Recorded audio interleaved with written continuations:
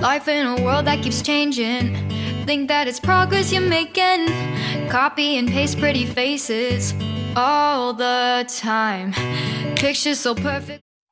Hello, everyone. Welcome to Anointed Lady TV, the home of news and politics.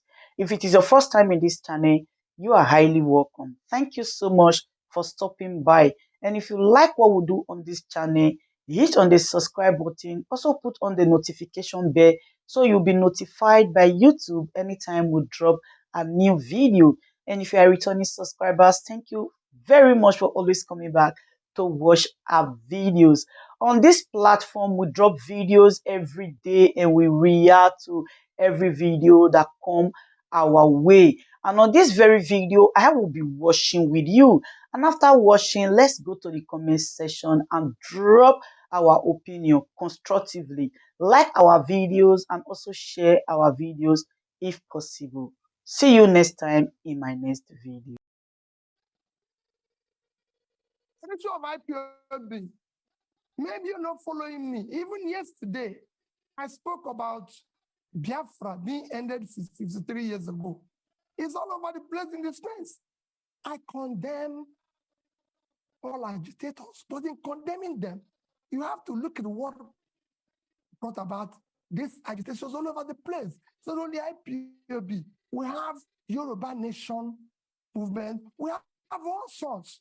When you have created this level of massive poverty, where 63% of your population is poor, you're going to create all sorts of problems. I was speaking to a British minister this morning. He said we have about 40% unemployment. And we have about 60% youth unemployment. Young people in their productive age doing nothing. If you have 15% unemployment in Britain today, you're going to have massive, remember, agitation. Nobody will be able to leave his house. So what we have seen is the cumulative effect of leadership failure over the years, which will be solved by good governance. When people start seeing justice, fairness, and inclusive government and doing the right thing, all those things will start reversing itself. And that is what me and that is offering. I will talk and discuss with all agitators. There's nothing wrong in that. People agitate even in my house, and I talk with them.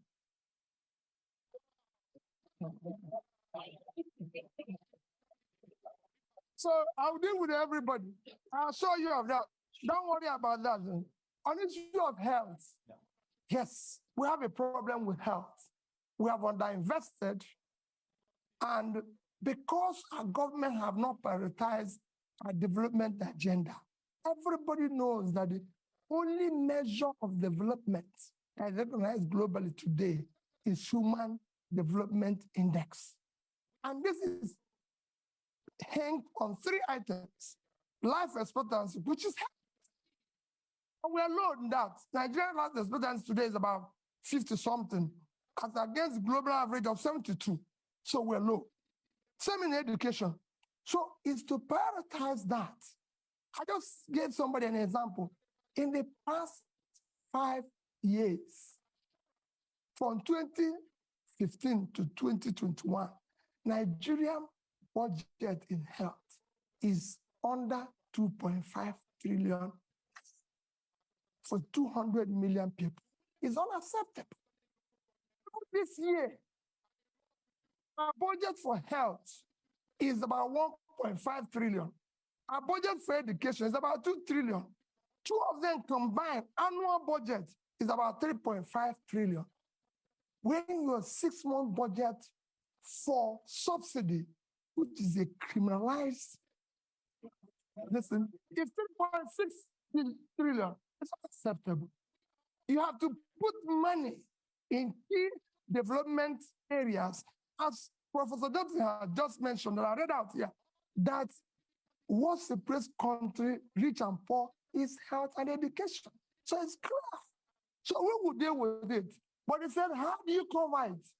Nations of our size have covered it. How did India, for 1.4 billion people, cover issue of health? How did Indonesia cover that? We have big nations that have done it well. People who don't know how to do, we learn from them. There's nothing wrong in learning if you don't know how to do it. I'm going to take more questions. Now, there is someone who has such a strong arm. Education. We will ensure that basic education is free, and we will drive it aggressive because we have 20 million out of school children in the north, which I've said we will deal with decisively, because those children mostly have learned Quran, which means they're intelligent. We'll meet them at the point of learning Quran and teach them skills. For the tertiary education, we must find a way to fund it in a collaborative way, public partnership, in order to be able to ensure that 4 years will be 4 years, not what is happening today. That's what we mean by that.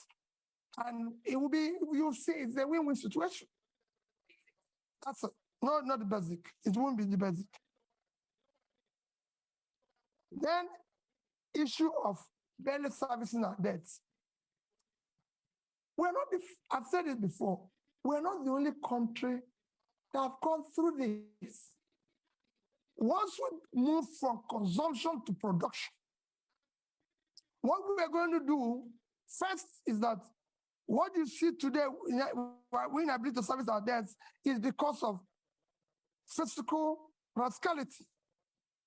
You're paying unsustainable subsidy, which will stop from day one, because it's criminal thing. You're no longer generating money because they're stealing oil. And the only people who can steal oil are people in government, because ordinary people cannot steal oil. You can't put it in your pocket. It's something that you come with sheep. So all those, and you stop corruption, the waste, everything. And you go to seek to ensure that the revenues of government are. These are things, when you have tightened all the leakages and waste, you'll be able to increase your position and you negotiate and be able to service them. Let me just give you an example. Nigeria is today the only OPEC nation, apart from Venezuela, because of fashion, that is not meeting up its quota. Because over the years of oil theft, the multinationals and everything have not been invested, coupled with the theft and everything. You're not realizing what you're supposed to. Every other nation that is in the same commission was able to bring down their rate and inflation within this period of Ukraine war. I'm not saying it's good to wait for war to be able to get more revenue, but people are taking advantage of it, because it's there. And you can't run away from it. But we couldn't take that advantage. Our situation got worse because of poor management of our own physical space, which will change with that and I. And finally, like I said, somebody kept telling me that issue that people have been saying that if I become president, that there's issue of being, how do I say that? What word do they use? Stingy.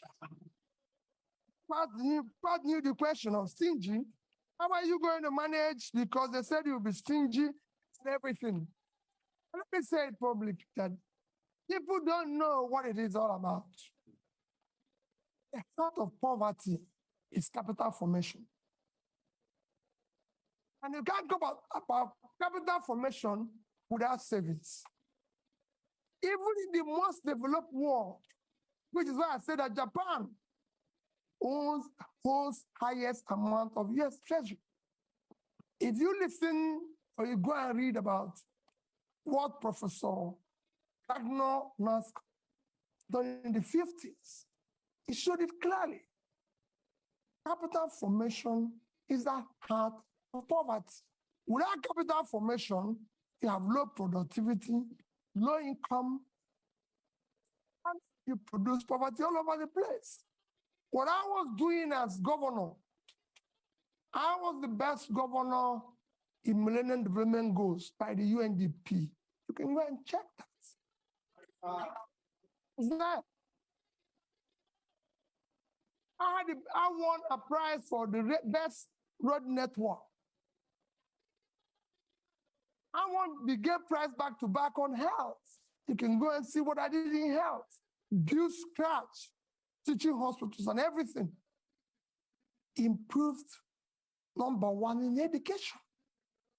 And above all, I was able to save because I believe in future generation. If you look at that saving, I said future generation funding because we want to have proper capital formation to drive tomorrow. If I have opportunity in Nigeria, no matter what we do, we'll do the same thing. We must save for tomorrow because that's how you form capital to turn around tomorrow. So as an end, I appeal to all of you. There's nothing more powerful than an idea whose time have come. The time today is to have competent leadership with character, commitment, and compassion. That's what Nigeria is yearning for. That's what Dati and I are offering you. Let's have opportunity to build a better Nigeria. Thank you.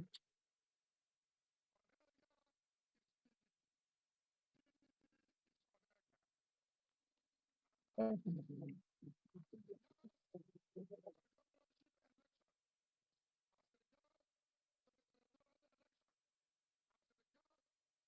A couple of announcements. First of all, INEC chair speaking here tomorrow, same time, 1 o'clock. You're welcome. It's also going to be live streamed.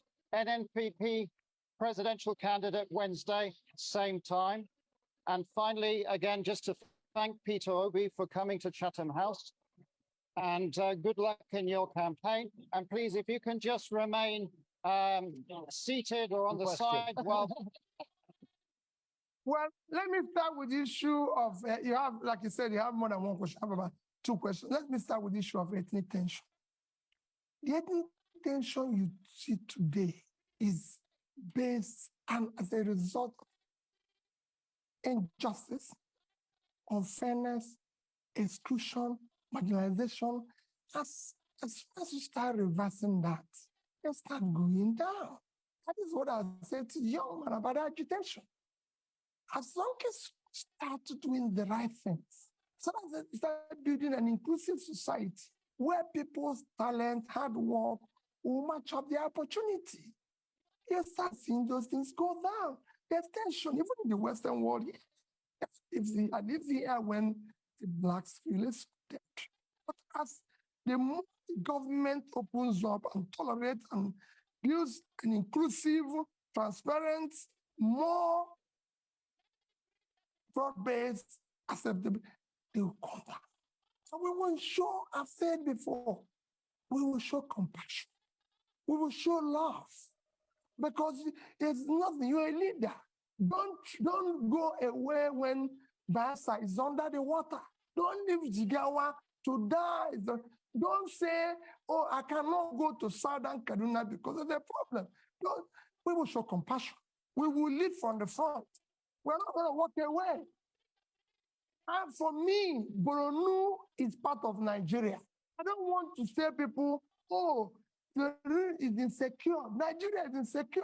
Like I told the IDP people in Christmas, I spent with IDP people in Makurdi in Christmas. And the New Year was another IDP camp in Abuja. And I said to them, as long as Nigerians are in IDP, all of us are in IDP. I will not allow, and I know that you will not allow it, for any Nigerian to remain in IDP while we're sleeping in our mansions. Never. They must go back. On issue of challenges and dealing with them, the challenges you foresee, I've dealt with such challenges at the Anambra level. And I'll show you the same challenges. We're not going to, as long as you're not involved in this transactional governance, you can deal with anybody. We're not going to compromise. We have an issue. I said We are at an existential threat that we don't need to. There's nobody, there's no sacred cow. You either be a Nigerian or you can find another country. We have a country with the rule of law. It will be the same level playing field for everybody. I want to solve the problem. For example, I said it without equivocation. I must pull out the poverty that is devastating the north. The vast land in the north is far more in terms of assets and source of revenue generation and exports for Nigeria than the oil. It's very simple. I'll give you an example of one state that I use every day. Niger State is 76,000 square kilometers. Precisely 76.3 thousand square kilometers of land. 7 local governments in that state is under control of bandits. I've tried to interview them because they have no job. They have nothing and everything. Niger State is 2.5 times the size of Netherlands. And Netherlands agricultural export last year was 120 billion. Why can't Niger State do 5% of that? They have arable land. And all they get from the revenue, from the sharing, which is the consumption, is less than 50 billion naira. When they have minus their debts and everything. If they earn 6% of 5% of that is $6 billion. At 650 is about 4 trillion, 80 times what they get from there. We will change it. Somebody talked about tackling insecurity. I've said it extensively. Transportation and pipeline network through integrated public-private partnership and entrepreneurial public sector governance.